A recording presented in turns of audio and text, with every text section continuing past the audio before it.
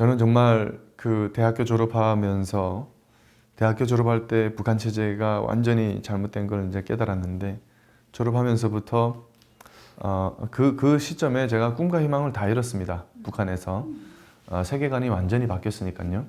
그래서 꿈과 희망을 다 잃은 상태에서 정말 암울한 시점 한 시기를 한두 달 정도 보내다가 제게 새로운 꿈과 희망이 생긴 것이 결국에 탈북이라는 옵션이 생긴 겁니다. 바깥 세상으로 나가야 되겠다. 그래서 어떻게 보면은 정말 20대 초반의 청년에게 가장 중요한 꿈과 희망이라는 것이 목숨과도 바꿀 만한 가치가 있는 것이죠. 그래서 그런 새로운 꿈과 희망을 찾아서 목숨 걸고 이제 탈북을 결행한 거죠. 그래서 정말 그 순간부터는 하루하루 정말 가고 싶은 나라, 꼭 이루고 싶은 그런 목표였어요, 당시에. 그래서 그것을 인천항에 도착하는 순간 이뤄낸 거 아닙니까? 정말 감격스러웠고 너무나도 이제 뭔가 일생일대의 큰 도전에 성공한 거니까 너무나도 이제 환희라고 해야 될까요? 그런 것이 있었고 그 다음에 한편으로 너무나도 큰 안도감. 왜냐면 탈북하는 내내 잡히면 죽을 수 있다 이런 생각을 하고 있었기 때문에 큰 안도감이 찾아왔고요. 처음에 인천항에 도착했을 때 그 경찰분들을 찾아가서 이제 어떻게 보면 자수한 거죠. 저 북한에서 왔습니다. 이제 불법 입국했습니다. 이렇게 했더니 경찰분들이 아주 따뜻하게 맞아주시더라고요. 그래서 그 기억을 잊을 수가 없고, 그리고 북한에서 한국으로 올 때 한국이라는 나라가, 대한민국이 정말 많이 발전해 있다, 이런 정보들을 수집을 했지만 실제로 한국에 와서 느끼는 그 느낌은 제가 느꼈던 것보다 훨씬 더 상상했던 것보다 훨씬 더 발전해 있었습니다. 정말 제가 여러 인터뷰에서 말씀을 드렸는데 흑백 TV를 보다가 터치패드 쓰는 느낌의 그런 뭐랄까 격차를 느꼈고, 그리고 이제 뭐 북한에서 배우기로는 뭐 자본주의는 민심이 각박하다 이런 이제 얘기들을 많이 들었는데 실제 와서 제가 느낀 대한민국은 아주 많이 따뜻한 나라였다 라는 점입니다. 많은 분들이 정말 도와주시는 분들이, 많은 분들이 도와주셨고 도움의 손길들이 곳곳에서 느껴져서 너무나도 따뜻한 나라였다라는 말씀드립니다. 우리 사회가 좀 많이 각박해졌다. 그리고 2017년쯤부터는 국민이 반으로 나뉘어서 정말 분열됐다. 네, 그런 생각이 듭니다. 비결이 뭔지. 사실 저는 고난행군을 경험한 직격탄을 맞은 세대입니다. 저를 86년생을 중심으로 한 아래 위로 3, 4년 정도 되는 그런 세대가 가장 많이 고난행군의 타격을 받은 세대인데, 그래서 저도 고난행군 시기에 학교를 제대로 안 다녔습니다. 그래서 중학교 2학년, 3학년 정도는 거의 1년 중에 6개월이나 학교에 갈 정도였거든요. 근데 사실 부모님은 보내셨어요. 학교로 이제 등교를 시키셨는데 제가 안 간 거죠. 왜냐면 학교를 가봤자 학교에 출석하는 학생이 반도 안 됐어요. 그리고 선생님들도 제대로 식사를 못 하셔서 이제 많이 힘드셔가지고 학교에 출근하는 선생님도 몇 분 안 계셨어요. 그러다 보니까 이제 그 교육 생태계가 완전히 무너졌었죠. 그래서 저는 학교를 가더라도 재미도 없고 하니까 이제 수업 들으러 안 들어가고 놀고 그랬단 말이죠. 그러다가 이제 아버님이 일고등 고난행군 딱 끝나면서 일고등이라는 학교가 생겼다는 걸 이제 아시고 저한테 시험을 보라라고 하셨는데 제가 공부를 안 하지 않았습니까? 그래서 수험표를 받아야 시험 자격을 얻는데 그 수험표를 우리 어머님이 이제 학교를 찾아가셔서 교장 선생님한테 달라고 하셨더니 안 주신 거예요. 그래서 막 손이야 발이야 빌어서 겨우 받으셨는데 그때 교장 선생님이 그런 얘기를 하셨습니다. 이 아이가 1고등 시험에 합격하면 내가 손바닥에 장을 지지겠다. 그러니까 왜 그러냐라고 하니까 얘는 1년 중에 6개월도 학교 안 나온 아이다. 어머님이 그래서 너무 놀라셔가지고 우리 아이는 매일 학교를 갔는데 무슨 일이야. 어쨌든 뭐 그런 에피소드가 있었습니다. 그래가지고 예비 시험을 보는 날짜가 4일 뒤였는데 4일 동안 아버님이 제일 그래도 정말 잘 가르치시는 선생님들 다 데려오셔가지고 다 같이 밤을 샜습니다. 4일 동안 거의 하루에 한 2-3시간 잤을 겁니다. 그래서 이제 예비 시험을 봤는데 저는 떨어질 거라고 생각을 했었어요. 근데 붙었더라고요. 아버님이 정말 그 북한은 이제 한국 사회랑 우리나라랑은 좀 달라서 많이 가부장적인 사회라 아버님이 많이 엄하셨어요. 그래서 시험 떨어지면은 아예 집에 들어오지 말라고 하셨습니다. 죽든지 말든지 상관 안 한다라고 하셨거든요. 그래서 시험을 보고 예비 시험 합격하고 이제 본 시험까지 어떻게 저렇게 이렇게 합격을 해가지고 입학을 했죠. 근데 사실 공부를 한 게 아버님한테 인정받으려고 공부를 한 겁니다. 예. 아버님한테 인정을 받은 거는 아직 그 입학만으로도 사실은 인정을 못 받았습니다. 그 입학한 걸 그냥 당연한 거라고 생각하셨지 아버님은 그걸 가지고 뭐 칭찬할 만하다라고 여기지 않으셨거든요. 그리고 이제 한 달 뒤에 경시대, 그 1고등학교는 매달 경시대회를 합니다. 말씀하신 것처럼 한 달 뒤에 첫 시험을 봤는데 180명 중에 36등을 한 거죠. 저는 꼴등했을 거라고 생각을 했습니다. 그랬는데 이제 36등을 하니까 너무 좋았죠. 그래서 집에 들어가자마자 문 열고 막 나 36등 했다고 막 자랑을 했는데 아버님이 엄하게 소리를 이게 혼내시더라고요. 나가라고. 10등 안에 들어오기 전에는 아예 입 밖에 꺼내지도 말라고 하시면서 그날 어머니한테 그러시더라고요. 밥 먹이지 말라고. 그러셔가지고 그 뒤로 이제 인정받으려고 이제 공부를 한 거죠.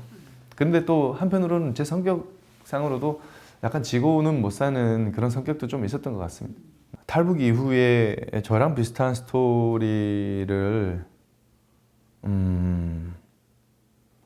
저랑 비슷한 스토리는 잘 경험 못한 것 같아요. 예. 저는 이제 아시겠지만은 김정은 국방종합대학교라는 것이 북한에서는 그 거의 핵심 코어의 체제 수호자들이 모여 있는 것입니다. 그래서 그 대부분 국방 분야 종사하는 사람들의 자녀들이 오는 것이고, 그래서 가정교육부터 시작해서 아주 철저하게 이제 체제 수호자들이죠. 그리고 대학교도 그 입학해서부터 정말 뭐랄까 상당한 그 특권 의식을 심어줍니다. 너희들은 특별하다라는 걸 아주 많이 가르치거든요. 그게 어떤 거냐면 북한 지도부죠. 저가 있을 때는 김정일 시대였는데 김정일이 엄청나게 중요시하는 대학교다. 당신들은 정말 체제 수호자가 돼야 된다라는. 그리고 이제 졸업을 했을 때 북한 체제 내에서 받게 되는 혜택들 이런 것들이 크니까 이 국방대 학생들에게는 특권 의식이 상당합니다. 그래서 아마도 저 외에는 거의 탈북한 사람이 없습니다. 저희 세대에서는 그런 학교죠. 그런 학교다 보니까 세뇌 교육이라든가 사상 교육 이런 게 엄청나게 엄격해요. 그래서 저도 학생 간부도 했기 때문에 사실상 한국 드라마나 해외 어떤 문화 콘텐츠를 즐길 생각 아예 안 했습니다. 그래서 1학년 때 휴가를 왔을 때 아버님이 그때 이제 좀 뿌듯해 하셨는데 그때 좀 칭찬을 하시더라고요. 그 아버님이 이제 뿌듯하셔가지고 아들이 1년 만에 왔으니까 이제 행복하게 이제 쉬다 가라고 CD를 드라마랑 그런 영화 이런 CD를 엄청 많이 갖고 오셨어요. 근데 제가 세뇌가 되지 않았습니까? 1년 동안 가서. 그래서 그걸 다 태워버렸어요. 안 본다고. 이런 거 보면 안 된다고. 그래서 사실상 거의 졸업할 때까지 한국 드라마 한 편도 못 봤어요. 그런 와중에 이제 뭐 다른 언론 인터뷰에 많이 나와 있으니까 네네. 그 논문 두 편을 보다가 그렇죠. 의구심을 느끼기 시작했고 또 학생 간부를 하면서 북한 체제가 주민들을 통제하는 방식 이런 것들을 이제 원리를 좀 알게 된 거죠. 뭔가 잘못됐다. 이거는 좀 그렇다. 왜냐면은 이제 20대 초반의 그 청년에게는 정의감 이런 게 엄청 크지 않습니까? 그리고 약간 불이한 행태를 보게 되면은 좀 못 참는 그런 게 컸어요. 근데 제가 보기에는 북한 체제가 주민들을 통제하는 것이 그렇게 정의로워 보이지 않았어요. 예. 그래서 이제 의구심을 갖기 시작했던 것이 대학교 졸업할 때 완전히 이제 깨닫게 됐는데, 왜냐면은 그 외에도 이제 북한 체제가 밑에 아래 단위에서 아주 많이 부패한 걸 경험을 많이 했단 말이죠. 뇌물이면은 안 되는 게 없는 그런 세상이었는데, 그래도 제가 하나 믿고 있었던 그거예요. 조선노동당 중앙당은 썩지 않았을 것이다. 김정일은 정말 애국자일 것이다. 이렇게 생각을 했던 거죠. 그랬는데 졸업하면서 내가 본 조선노동당 중앙당도 마찬가지로 썩어 있었다라는 거. 그래서 그것이 이제 가장 결정적인 계기가 됐고, 그러면서 세계관이 뒤집혔는데, 이게 거의 다 넘어간 거죠. 대학교 졸업할 때, 여기 다 썩었구나. 그랬는데, 그래도 김정일은 아닐 거야 라고, 그것까지도 내가 부정하고 싶지 않은 거예요. 예. 뭐 그런 거랑 똑같습니다. 내가, 예를 들어서, 보수 지지층입니다. 보수주의자고. 나는 이제, 진보라고 말해야 되나요? 이제 좌파라고 얘기해야 되나요? 지지층이에요. 예. 이쪽 지지층이게 되면은 이 자기가 지지하는 정치 세력의 어떤 잘못된 걸 보더라도 믿고 싶지 않은 그런 게 있어요. 저도 마찬가지로 김씨 정권이 잘못하는 것들을 많이 보면서도 김정일만은 그렇지 않을 거다라는 그 한 가지 붙들고 있는 끈이 있었던 거죠. 근데 정보를 계속 수집을 했어요. 왜냐하면 이미 뭐 제 세계관이 뒤집히기 직전이니까. 다 끝까지 내가 이걸 한번 알아봐야 되겠다. 그래서 접했던 정보 중에 하나가 뭐가 있었냐면은 노무현 전 대통령이 2006년인가 7년인가에 김정일을 만납니다. 정상회담을 하죠. 정상회담을 할 때 그런 얘기를 했답니다. 노무현 대통령하고 김정일하고 대화가 잘 진행이 되니까 김정일이 기분이 좋아가지고 만찬을 하다가 노무현 대통령한테 그 하루만 더 있다 가쇼라고 했다는 겁니다. 그런데 그 노무현 대통령이 안 됩니다. 다음에 다시 뭐 기회를 만들어 보죠 하면서 제가 국민과 약속한 날이 오늘까지입니다라고 얘기를 한 거예요. 그랬더니 이제 김정일이 아니 뭐 대통령이 자기 마음대로 일정도 못 하나 이렇게 얘기를 했다라는 말을 딱 듣는 순간 대한민국의 대통령이 국민을 생각하는 거하고 김정일이 국민을 생각하는 것이 너무나도 다르다. 이거는 얘부터 잘못됐구나라는 걸 그때 완전히 알았죠. 그래서 아예 세계관이 다 뒤집혔고, 그 세계관이 뒤집히는 순간 꿈과 희망도 다 잃었죠. 어떻게 보면은 나름 북한 내에서는 그곳에서 대학교를 졸업하고 나면은 나름 탄탄대로란 말이죠. 그렇죠. 그런데 제가 뒤집힌 세계관으로 그 체제에 충성하겠습니까? 못하지 않아요? 그래서 꿈과 희망을 다 잃어버린 거예요. 그 당시에.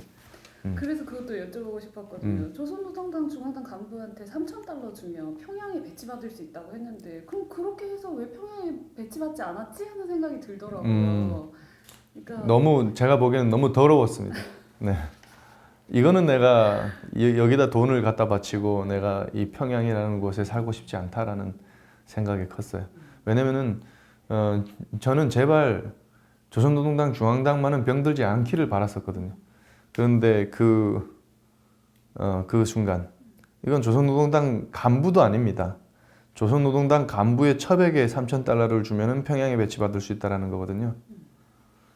그러니까 썩어도 너무 썩었다. 저는 솔직히 이 대한민국에 와서 14년의 삶을 정말 축복받은 삶이라고 생각합니다. 너무나도 좋은 분들 많이 만났고 어떻게 보면은 제가 정말 맨몸으로 온 거 아닙니까? 대한민국에. 맨몸으로 왔고 어떻게 살아갈지도 막막한 그런 상황이었죠. 그러나 이제 제가 새로운 꿈과 희망을 찾아서 온 거니까 대한민국에 가면은 무슨 일을 해봐야 되겠다라는 시나리오를 한 3개 썼습니다. 북한에 있을 때.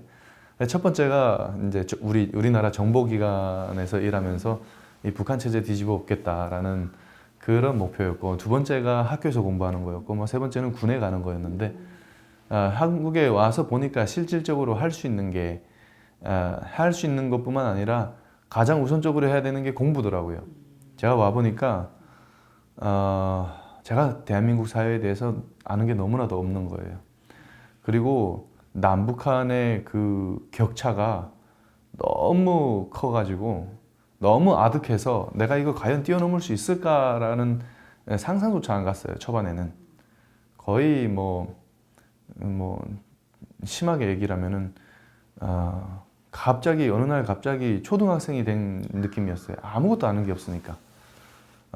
정말 교육 수준뿐만 아니라 문화, 뭐 언어 문제도 마찬가지. 저는 처음에 왔을 때 언어도 70%도 못 알아들었어요. 일상적인 대화가. 그리고 뭐 경제 격차도 그렇고 뭐 정치에 대한 것도 아는 게 별로 없었고 민주주의에 대한 기본 원리는 북한에서 공부를 하고 왔지만은 그래도 이제 실질적으로 민주주의 사회에 살면서 자유민주주의 사회에서 살면서 느끼는 건 또 다른 거니까. 그래서 이제 공부를 해야 되겠다 결심을 하고 이제 수능 준비를 하고 있었어요. 그러다가 우리 지도 교수님을 만나 뵙게 돼서 공대에서 이제 대학원을 하게 됐는데 정말 그 과정에서 아무것도 없는 저를 정말 작게는 장학금부터 시작해서 정말 이 대한민국에서 제가 바르게 성장할 수 있도록 정신적으로도 멘토 역할을 해주신 분들도 많으시고 그래서 또 지도 교수님을 통해서 정말 제 인생에서는 또 한 번의 전환기가 되는 어떤 신앙심도 생겼고 그러면서 이제 성장을 했죠. 그리고 대학원 졸업할 때는 사실상 취직이 쉽진 않았어요. 저 웬만한 회사들 다 떨어졌습니다. 예. 왜냐면은 저희 대학원 연구실은 졸업하면 박사학위를 취득하면 거의 삼성전자는 그냥 기본으로 갈 수 있는 그런 연구실이었어요. 대부분 그렇게 가셨단 말이에요. 아니면은 뭐 교수로 가시거나 국책연구소 가시거나 아니면 해외로 뭐 취직을 하시거나 뭐 다 대부분 이제 그런 케이스였는데 그래서 저도 아무리 안 돼도 삼성전자는 갈 수 있겠다 이런 생각을 했는데 삼성전자도 떨어지고 LG전자도 떨어지고 SK도 떨어지고 다 떨어졌습니다.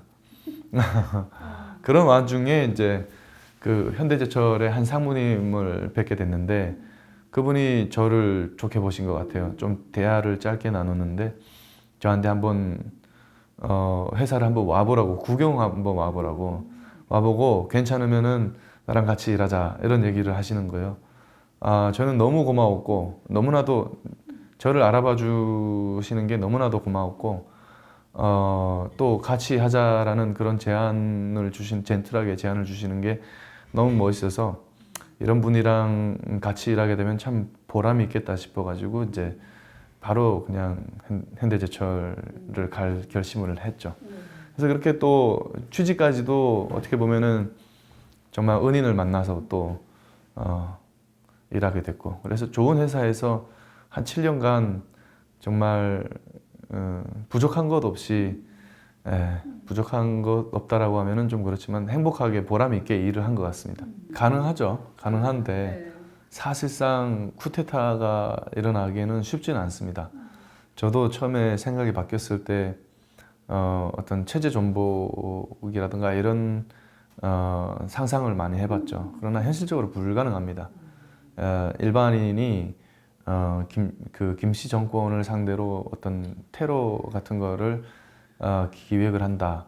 아주 그 계란으로 바위치기와 같은 정말 손을 쓸 수 없는 그런 상황인데 그러나 저와 같은 생각을 가진 사람들이 점점 많아지고 북한의 주민들 대다수가 만약에 김씨 정권을 지지하지 않는다. 그러면은 북한의 엘리트층이 반기를 들 생각을 아마 그때는 하게 되지 않을까.